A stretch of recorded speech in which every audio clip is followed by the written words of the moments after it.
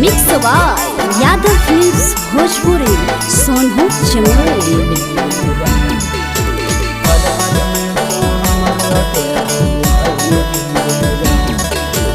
हमारा के छोड़ के जानू जाय के ससुररिया, पल भर में तो हमरा के भूलनी गे जान। कहली बाबू सोना तोहरा नहीं भूलइबो, पल भर में तो हमरो के भूलनी गे जान। हमारा के छोड़ के जानू जाय के ससुररिया, पल भर में तो हमरा के भूलनी गे जान।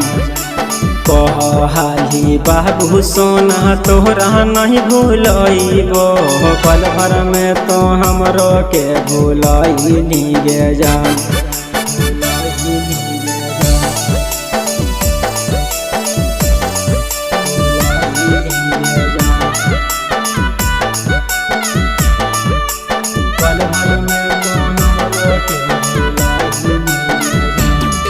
आगे रतिया भर मिलल झूलल भूली गेन्ही गे बतिया,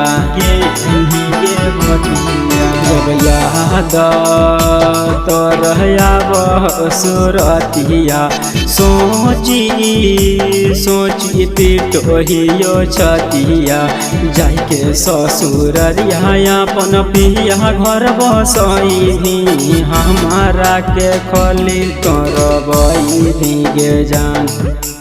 कहनी बाबू सोना तोहरा नहीं भूलइबो, पल भर में तो हमरा के भूलनी गे जान।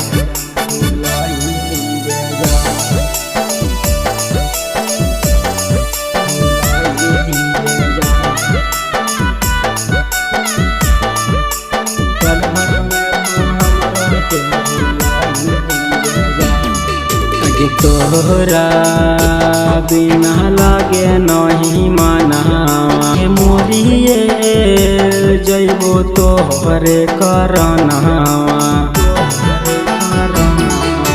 मानो हलियो अपन परनावा, तुही होनी जानू दुनिया जहानावा।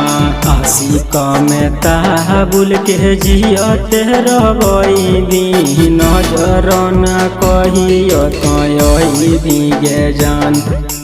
कहनी बाबू सोना तोहरा नहीं भूलइबो, पल भर में तो हमरो के भूलनी गे जान।